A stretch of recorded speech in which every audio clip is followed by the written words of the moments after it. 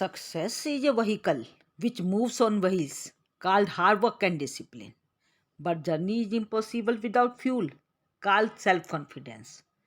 Hi everyone, welcome back to my YouTube channel Legal World.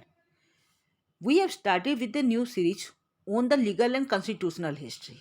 And in this series, we have discussed various important questions on the legal and constitutional history and which are important for the examination point of view for every student who is having legal history as a subject.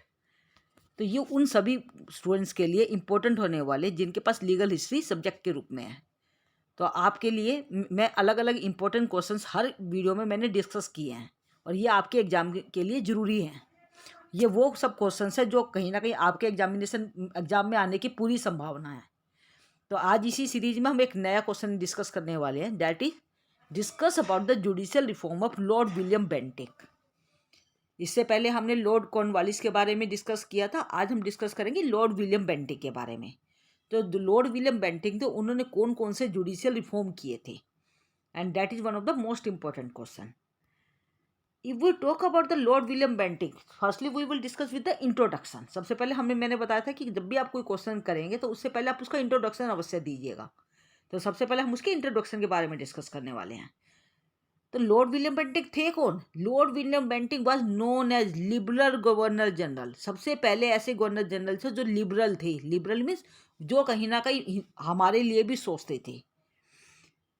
तो यहाँ पे क्या हुआ? He made several social as well as educational reforms in India, including the abolition of sati pratha, suppression of female infanticide, abolition of lawlessness and thuggee. Lord William Bentinck सबसे पहले इस तरह के गवर्नर जनरल थे जिन्होंने कहीं ना कहीं हमारे समाज के बारे में सोचा था और उसके अंदर कई तरह के सामाजिक एवं शैक्षणिक सुधार भी किए थे, जिनमें से आप देख सकते हैं सती प्रथा हो गया, फीमेल इन्फेंटिसाइड मीन्स जो लड़कियों को मतलब पैदा होने से पहले ही मार दिया जाता है, उस प्रथा को इन्होंने ख़त्म किया. और जो एबोल्यूशन ऑफ लॉलेसनेस और ठगी जो सिस्टम हमारे इंडिया में चल रहा था उसको समाप्त करने में भी इनकी बड़ी भूमिका रही है. Between 1828 to 1835 he was served as first governor general of British India. 1828 से 1835 के बीच में इन्होंने सबसे पहले गवर्नर जनरल के रूप में कार्य किया था. He was the first governor general of British India and also he became governor general of Bengal. और 1828 के अंदर ये बंगाल के गवर्नर जनरल बने. And then after he became the governor general of British India. और बाद में ये 1833 में ब्रिटिश इंडिया के भी गवर्नर जनरल बने थे. He was also known as man of peace and discipline. इन्हें मैन ऑफ पीस मतलब शांति के लिए भी जाना जाता है, डिसिप्लिन के मामले में भी इन्हें जाना जाता है. ये इसके पक्के थे. He made liberal reforms and actively participated in the England reforms movement. इन्होंने बहुत सारे लिबरल रिफॉर्म सुधार भी किए थे. इसके अलावा इन्होंने कई इंग्लैंड के अंदर जो रिफॉर्म मूवमेंट चल रहे थे, सुधार कानून चल रहे थे, मूवमेंट चल रहे थे, उनके अंदर भी पार्टिसिपेट किया था.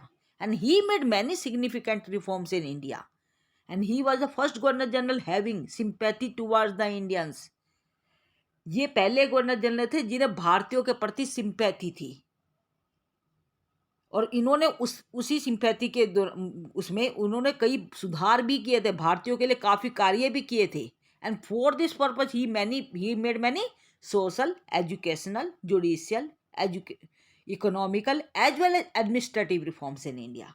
और इसी पर्पज़ के लिए कि जिससे भारतीयों की स्थिति अच्छी हो जाए, उनके सुधार के लिए इन्होंने कई प्रकार के सामाजिक सुधार भी किए, एजुकेशनल शैक्षणिक सुधार किए, न्यायिक सुधार किए, इकोनॉमिक सुधार किए और इसके अलावा प्रशासनिक सुधार भी किए.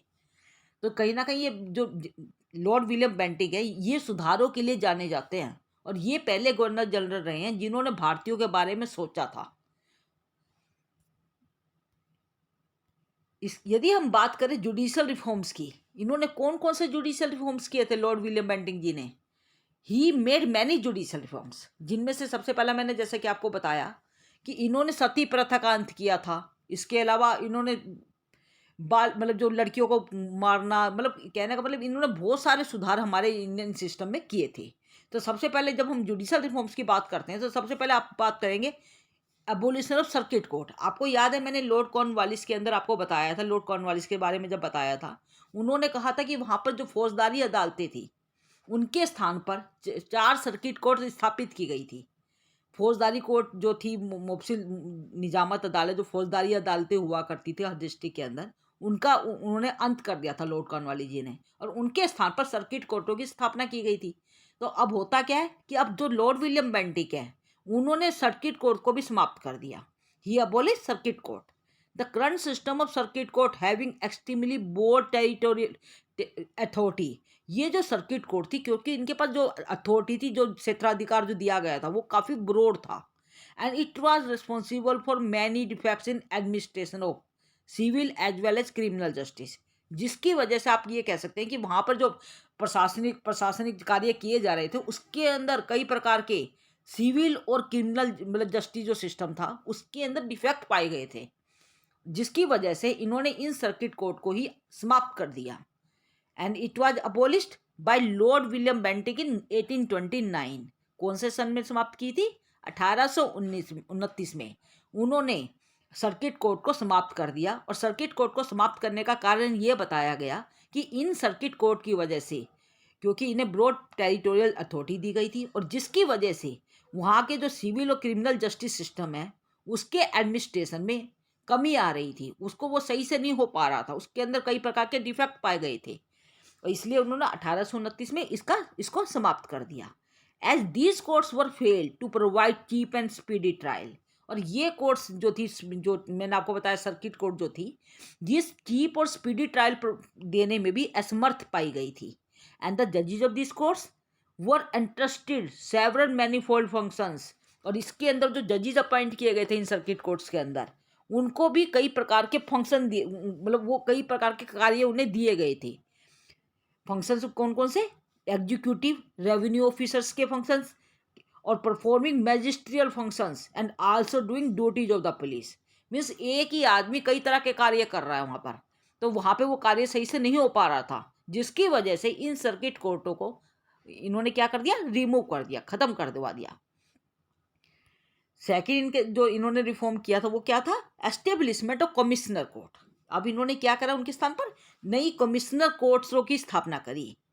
टू इम्प्रूव द कंडीशन, उन्होंने कंडीशन को, स्थिति को सुधारने के लिए Lord William Bentinck divided the entire territory of Bengal into 20 divisions. उन्होंने क्या करा? बंगाल की जो पूरी जो टेरिटरी है उसको 20 डिविजन्स में डिवाइड कर दिया। यहाँ पे जो इफ वर्ड लिखा आप उसे ऑफ कर लीजिएगा, यहाँ पे मिसप्रिंट हुआ है। तो to improve the condition of Lord William Bentinck, उन्होंने क्या करा कि उन्होंने स्थिति में सुधार लाने के पर्पज से पूरी जो बंगाल की जो टेरिटरी थी, क्षेत्र था, उसको 20 डिविजन्स में डिवाइड कर दिया। हैविंग कमिश्नर ऑफ रेवेन्यू, उसके अंदर किनको अपॉइंट किया गया? कमिश्नर ऑफ रेवेन्यू को अपॉइंट किया गया। And circuits, and these commissioners were given the function of supervisory power. और ये जो कमिश्नर इनमें अपॉइंट किए थे इन्होंने कमिश्नर कोर्ट के अंदर, इनको कौन सी पावर दी गई थी? These commissioners were given the functions of supervisory power. इनको सुपरवाइजरी पावर दी गई थी। किसके संबंध में? जो रेवेन्यू का कलेक्शन होता था उसके संबंध में सुपरवाइज करने की जो पावर थी इन कमिश्नर्स को दी गई थी। And also to supervise the functions of police. और ये भी कहा गया था कि उनके जो भी एरिया, उनका जो डिवीजन पड़ेगी, उसके अंदर जो पुलिस के फंक्शन सही से कार्य कर रहे नहीं कर रहे हैं उसको भी सुपरवाइज ये ही करेंगे, कमिश्नर्स कोर्ट करेगी। And this commissioners were under the control of, ये कमिश्नर किसके कंट्रोल में थे? अंडर द कंट्रोल ऑफ सदर निजामत अदालत। और इन कमिश्नर्स को सदर निजामत अदालत के कंट्रोल में रखा गया था। And for their judicial functions, and under the state board of revenue for their revenue functions. और रेवेन्यू फंक्शंस की यदि हम बात करें तो वो revenue state board of revenue के अंडर में रखा गया था। तो यहाँ पे इन्होंने अलग अलग जुरिडिक्शन डिवाइड करा हुआ है कि यहाँ पे जैसे मैंने अभी आपको बताया है कि इन्होंने क्या करा? पहले तो सर्किट कोर्ट को समाप्त कर दिया, और सर्किट कोर्ट को समाप्त करने का कारण मैंने आपको क्या बताया कि उसके अंदर कई कमियां पाई गई थी। उसका जो जुरिडिक्शन था वो बहुत वाइड था, जिसकी वजह से उसके अंदर एडमिनिस्ट्रेशन सही से नहीं हो पा रहा था, सिविल और क्रिमिनल एडमिनिस्ट्रेशन सही से नहीं हो पा रहा था, और जिसकी वजह से उन्हें समाप्त करना पड़ा। उसके बाद उन्होंने क्या करा? कमिश्नर्स कोर्ट की स्थापना करी।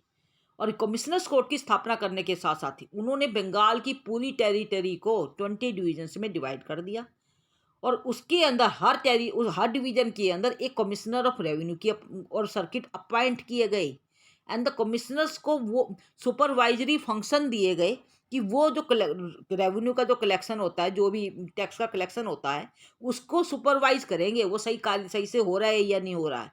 और इसके अलावा जो पुलिस के जो फंक्शन उनके डिवीजन में किए जा रहे हैं उसको सुपरवाइज करने की भी पावर इन कमिश्नर्स को दी गई थी। These commissioners were under the control of सदर निजामत अदालत। और ये जो कमिश्नर जो इन्होंने अपॉइंट किए थे ये सदर निजामत अदालत के अंडर काम कर रहे थे। इनको उनके कंट्रोल के नीचे रखा गया था, उनके नियंत्रण के नीचे रखा गया था। और किस संबंध में? उनके जुडिशियल फंक्शन के संबंध में, कि वो जो जुडिशियल फंक्शन करेंगे तो सदर निजामत अदालत उनके ऊपर पूरा कंट्रोल रखेगी, उनके ऊपर नियंत्रण रखेगी। और यदि बात करें रेवेन्यू फंक्शंस की, तो रेवेन्यू फंक्शंस के संबंध में सदर जो स्टेट बोर्ड ऑफ रेवेन्यू था वो उसके ऊपर सुपरवाइजरी पावर लिए हुए था, कि वो उसका कार्य को देख रहा था कि वो सही से कर रहे हैं नहीं कर रहे हैं ये लोग। And their order were final. और यहाँ पे जो कमिश्नर बोर्ड था, ये जो भी ऑर्डर देता था वो पूरी तरह से फाइनल माना जाता था और उसके खिलाफ कोई भी अपील वगैरह कोई उसका प्रावधान नहीं था। तो these orders were final and conclusive and not subject to revision. और इनको मतलब रिवीजन का भी इनके अंदर कोई भी प्रावधान नहीं रखा गया था। इसके अलावा तीसरा जो जुडिशियल फंक्शन है that is the appointment of district and session जजेस। डिस्ट्रिक्ट एवं सेशन जजेस की भी अपॉइंटमेंट की गई, इनको भी नियुक्त किया गया। ये सन था 1831। इन 1831 district and session courts were establish in each district. Her district के अंदर डिस्ट्रिक्ट और सेशन कोर्टों की स्थापना की गई, जिनको ये कहा गया कि वो किसी भी प्रकार के सिविल और क्रिमिनल केसेस को डिसाइड कर सकती हैं। क्या बताया मैंने आपको? 1831 में हर डिस्ट्रिक्ट के अंदर डिस्ट्रिक्ट एवं सेशन कोर्ट्स की स्थापना की गई और इनको ये कहा गया, इनको क्या पावर दी गई कि ये किसी भी प्रकार के सिविल और क्रिमिनल केसेस को सुनने की पावर रखते थे।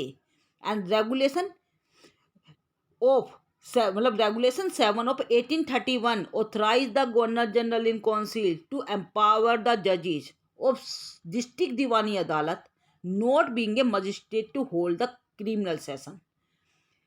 क्या बताया इन्होंने कि जो रेगुलेशन था, जो 1831 का जो एक्ट है, इसका जो रेगुलेशन 7 नंबर का जो रेगुलेशन है वो ऑथराइज करता है गवर्नर जनरल को, गवर्नर जनरल इन काउंसिल को वो ऑथराइज करता है, पावर देता है। क्या पावर देता है? टू एम्पावर द जजेज ऑफ डिस्ट्रिक्ट दीवानी अदालत।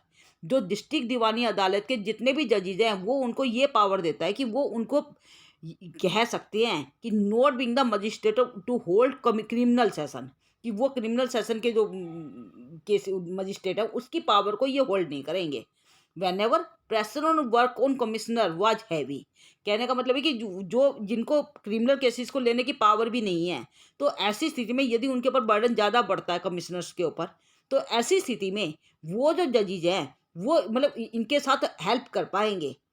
तो क्या बताया गया है कि 1831 में का जो एक्ट है उसका जो रेगुलेशन 7 है वो ऑथराइज करता है गवर्नर जनरल इन काउंसिल को कि वो किसी भी जज को पावर दे सकता है।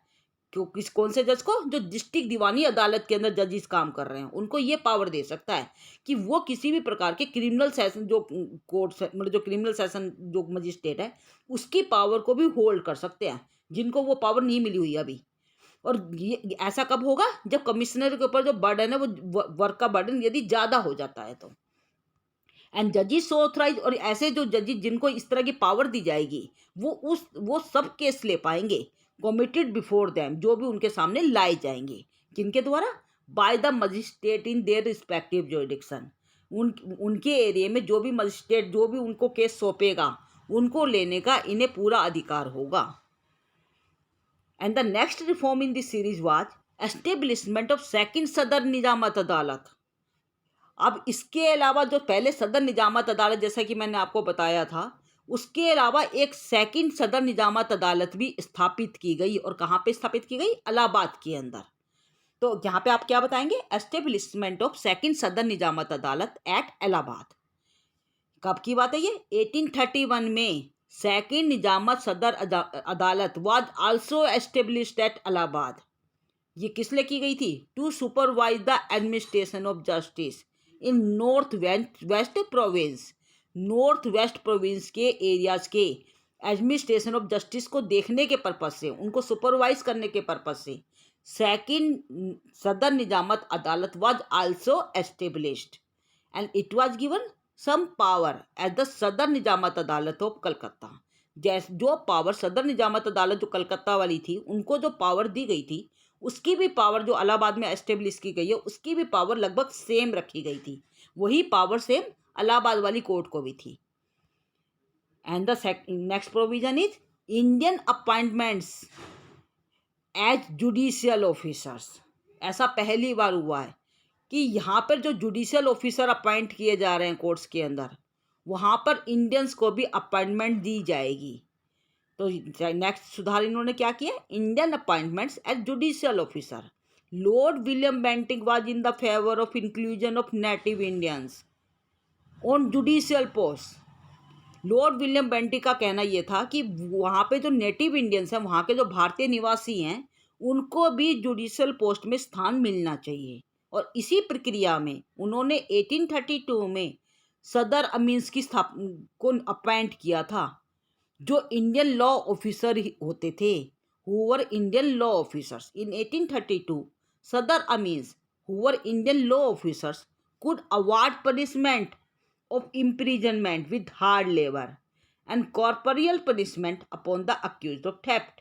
दिस मीन्स यहाँ पे जो पहले जुडिशियल ऑफिसर की जो पोस्ट पहले अंग्रेजों के द्वारा रखी जाती थी, आज उनके स्थान पर इंडियंस को भी अपॉइंटमेंट दी गई। और ये 1832 की बात है कि सदर अमीन्स जो अपॉइंट किए गए थे, उनमें इंडियन लॉ ऑफिसर्स मतलब इंडियंस को अपॉइंटमेंट दी गई थी। और ये जो इंडियंस थे, जो इंडियन लॉ ऑफिसर अपॉइंट किए गए थे, उन्हें पूरी पावर थी कि वो किसी भी तरह का पनिशमेंट, जो चाहे वो हार्ड लेबर के साथ इम्प्रिजनमेंट हो या कॉर्पोरियल पनिशमेंट हो, किस जो थेफ्ट कमिट करने वाले को दिए जाते हैं, वो सब देने के लिए वो पूरी तरह से समर्थ थे।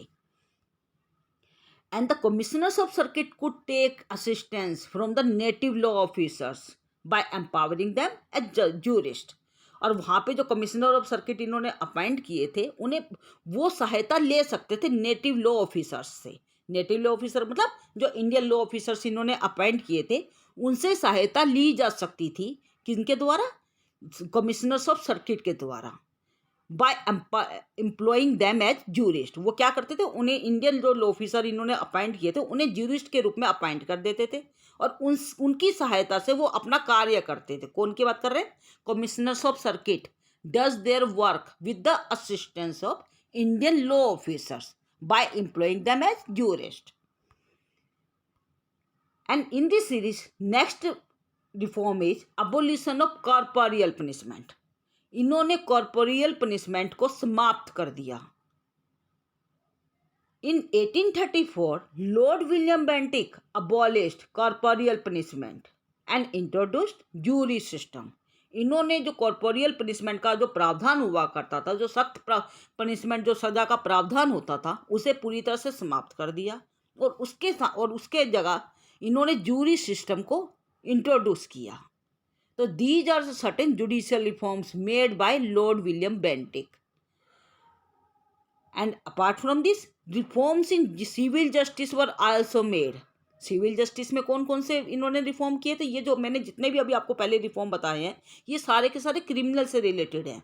इसके अलावा इन्होंने सिविल जस्टिस सिस्टम के अंदर भी कई सुधार किए थे, जैसे कि through the scheme of 1831 he also took some concrete steps. 1831 की योजना के तहत इन्होंने कई स्टेप उठाए, जैसे कि number 1 appointment of native munsifs and enlargement of their jurisdiction. उन्होंने नेटिव मुंसिफ्स को अपॉइंट किया और उसके अलावा उनका जो जुरिडिक्शन था, उनका जो क्षेत्राधिकार था, वो भी बढ़ा दिया गया। क्या बताया मैंने आपको? पहले जो जो मुंसिफ होते थे वो अंग्रेज हुआ करते थे। अब उनके स्थान पर इन्होंने नेटिव इंडियंस जो थे उनको मुंसिफ के रूप में अपॉइंट किया। और यहाँ तक कि उनका जो जुरिडिक्शन था वो 300 रुपये तक कर दिया गया। And now natives were eligible for the appointment of munsif. इसका मतलब क्या हुआ कि वहाँ पे जो नेटिव इंडियंस थे उनको मुंसिफ के रूप में अपॉइंट किया जा सकता है, और बिना किसी रेस्ट्रिक्शन के। किस तरह की रेस्ट्रिक्शन?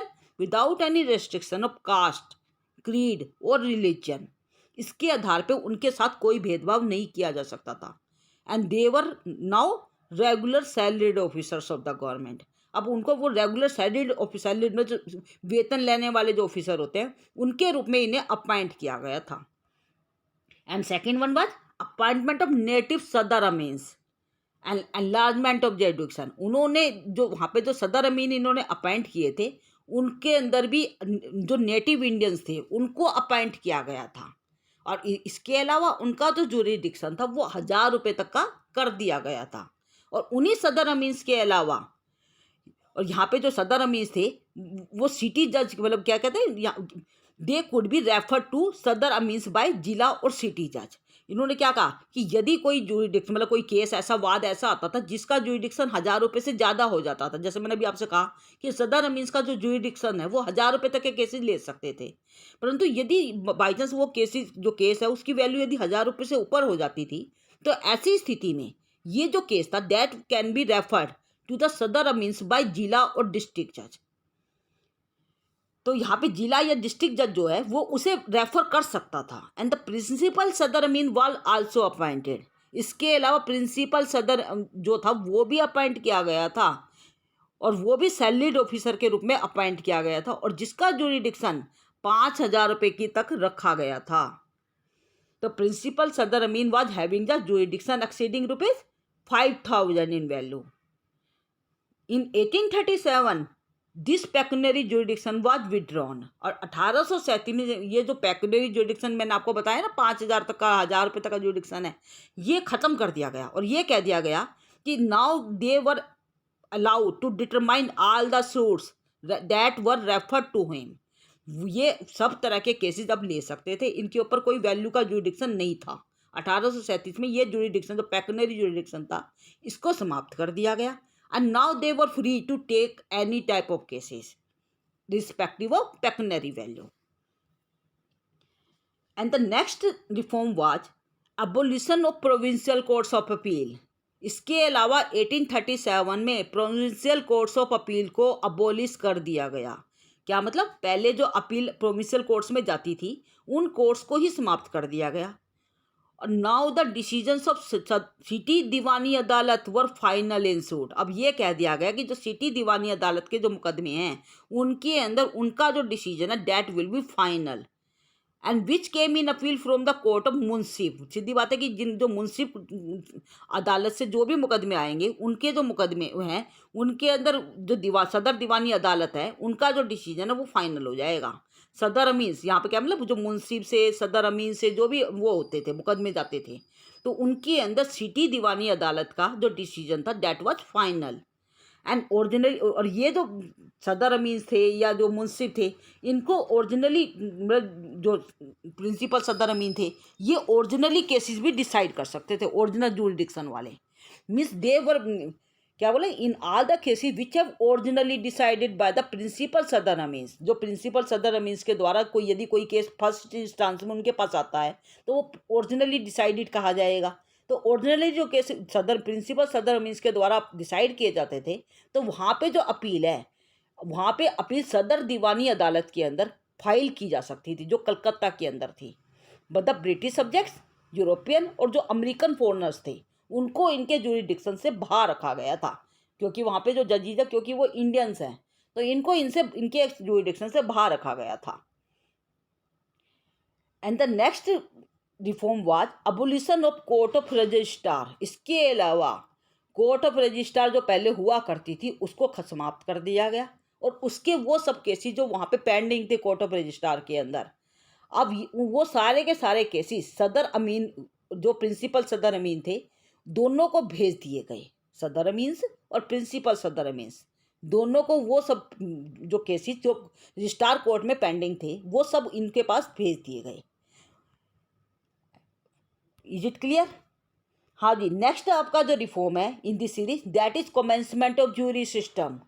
ये सबसे बड़ा रिफॉर्म है जो इन्होंने किया था, जो आज के टाइम में भी आपको देखने को मिलता है। तो रेगुलेशन जो उसका जो आपका 1832 का जो आपका एक्ट है, उसका जो रेगुलेशन है 6 नंबर का, वो ये कहता है कि English officials of civil courts could take assistance of native gentleman in deciding the civil cases. तो यहाँ पे इन्होंने क्या कहा है कि ये जितने भी सिविल कोर्ट्स हैं वो नेटिव जो नेटिव इंडियंस हैं उनकी सहायता ले सकती थी सभी सिविल केसेस को डिसाइड करने में। और इनको डिसाइड करने में जो सहायता लेने के तरीके थे, ये 3 तरह से डिफाइन किए गए थे, 3 मेथड इसके बताए गए थे। सबसे पहला मेथड क्या था? द जज may send the case to panchayat to find the facts. यहाँ पे जो जज है वो उस केस को पंचायत के पास भी भेज सकता था कि जिससे कि उसकी सच्चाई पता लग जाए। And that will provide him an investigation report. और वो जो पंचायत जिसको वो केस भेजा जाएगा वो इसको इन्वेस्टिगेशन रिपोर्ट सौंपेगा। सबसे पहला तरीका ये बताया गया था। इसके अलावा सेकंड तरीका क्या बताया था इन्होंने? सेकेंडली द जज में अपॉइंट 2 और मोर जूरिस्ट। सेकंड तरीका क्या था कि वहाँ पे जो जज है 2 या 2 से अधिक जूरिस्ट अपॉइंट कर सकता था। किस लिए? To assist in doing the examination of witnesses, जिससे कि विटनेसेस का एग्जामिनेशन करना है विद ईच जूरिस्ट। तो वहाँ पे एक सेपरेट रिपोर्ट तैयार की जा सकती थी कि हर विटनेस का जो एग्जामिनेशन होगा वो अलग अलग जूरिस्ट करेंगे, जिससे कि अलग अलग रिपोर्ट तैयार हो सके। एंड द थर्ड, इसके अंदर तरीका इन्होंने क्या बताया था इसको असिस्ट करने का? द जज has the authority to appoint any person as a jury member.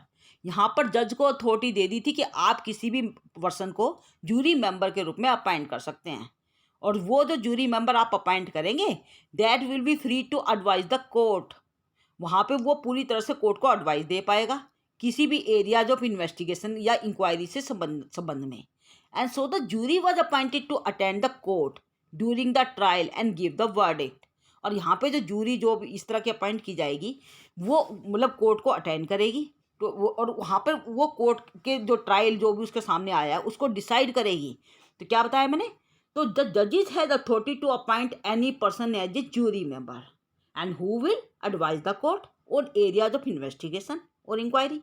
So jury was appointed to attend the court during the trial and give the verdict.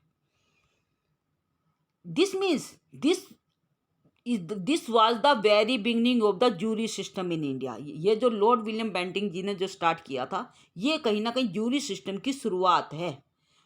And however final decision was cited with the जज of the court in all the cases. और जो final decision होता है था वो जज का ही द्वारा ही दिया जाता था सभी केसेस के अंदर। And the next reform in this series was establishment of second सदर दीवानी अदालत एट इलाहाबाद। जैसे कि आपको मैंने सदर निजामत अदालत के बारे में बताया था, सेकेंडली वो अपॉइंट की गई थी, उसी तरह से सदर दीवानी अदालत भी दूसरी अपॉइंट की गई है। दो सदर निजामत दीवानी अदालतें स्थापित कर दी गई है, क्योंकि वो आपको पता है सदर निजामत अदालत तो फौजदारी मुकदमों के लिए थी और सदर दीवानी अदालतें दीवानी मुकदमों के लिए थी। तो जैसे कि इन्होंने फौजदारी मुकदमों के लिए सेकंड सदर निजामत अदालत स्थापित की थी, इसी तरह से इन्होंने सेकंड सदर दीवानी अदालत भी इलाहाबाद के अंदर स्थापित करी। और इसकी डेट मैंने यहाँ पे मैंने लिखी हुई है 1 जनवरी 1832। And it was also given the same power at the Sadar Diwani Adalat as Calcutta. जैसे कि मैंने आपको बताया था सदर निजामत अदालत जो कलकत्ता के अंदर थी उसकी तरह सेम पावर किसको दी थी? सदर निजामत अदालत जो इन्होंने इलाहाबाद में स्थापित की थी। सिमिलरली सदर दीवानी अदालत जो सेकंड इन्होंने इलाहाबाद में स्थापित की है that was also given the same power at the Sadar Diwani Adalat as Calcutta. And that was having jurisdiction over the province of Banaras. जो कलकत्ता इलाहाबाद के अंदर इन्होंने सदर दीवानी अदालत स्थापित की थी उसका पूरे जो इलाहाबाद का जो प्रोविंस था उसके ऊपर पूरा जुरिडिक्शन था। और उसके अंदर मेरठ, सहारनपुर, मुजफ्फरनगर, बुलंदशहर ये भी एरिया शामिल थे। And the next reform was reform in revenue administration. Revenue का जो एडमिनिस्ट्रेशन था, प्रशासन था, उसके संबंध में भी कई सुधार किए गए थे। By judicial reforms in of 1829 combining the judicial and revenue functions is a single authority adversely affected the efficiency. जैसे कि आपने पहले पढ़ा था कि पहले क्या था कि जुडिशियल और रेवेन्यू फंक्शंस एक ही अथॉरिटी के हाथ में दिए गए थे और जिसकी वजह से जो रेवेन्यू फंक्शंस थे वो पूरी तरह से अफेक्ट हो रहे थे और रेवेन्यू पूरी तरह से कलेक्ट नहीं हो पा रहा था। एंड उसका सीधा साधा इफेक्ट कहीं ना कहीं इकोनॉमी पे पड़ रहा था। तो यहाँ पे इन्होंने क्या करा, इसको अलग अलग कर दिया, जुडिशियल रिफॉर्म किए यहाँ पर, तो इन्हें अलग कर दिया। And the decision of the collector was final in the rent cases, मतलब जो रेवेन्यू केसेस थे उनके संबंध में तो कलेक्टर को मतलब इन्होंने पूरी तरह से पावर दे दी, और वो जो केसेस डिसाइड करने वाली पावर थी वो जजिस को दे दी। तो कहने का मतलब ये कि यहाँ पे जो जुडिशियल पावर है और जो रेवेन्यू पावर है वो दोनों अलग अलग हाथों में दे दी गई है। हाँ जी, तो इससे हमने जो ये सारा मैंने आपको पूरा बताया लॉर्ड विलियम बेंटिक जी के बारे में, तो इससे आपका क्या कंक्लूजन निकलता है? Understanding the Lord William Bentinck contribution in justice system was very important as it certainly draw main outlines of the present judicial system. क्या कहेंगे कि यहाँ पे जो आपने पूरा देखा कि क्योंकि ये सबसे पहले लिबरल ऑफिसर आए थे जिन्होंने इंडियंस के बारे में सोचा था, और इन्होंने बहुत कई तरह के रिफॉर्म किए थे, इनके कंट्रीब्यूशन को तो हम नहीं नकार पाएंगे, और ये काफ़ी इंपॉर्टेंट भी रहा है। और ये कहीं ना कहीं आज का जो हमारा जुडिशियल सिस्टम है आज के टाइम में जो चल रहा है उसकी आउटलाइन ड्रॉ करता है, जिसकी आउटलाइन के अंदर ही आज हमारा सिस्टम कार्य कर रहा है। तो ये सारी बातें मैंने आपको बताई है लॉर्ड विलियम बेंटिंक जी के बारे में, and that is also one of the most important question for the examination point of view. And if you have any doubt, then put down in the comment section. And don't forget to like, share and subscribe my channel. Thank you.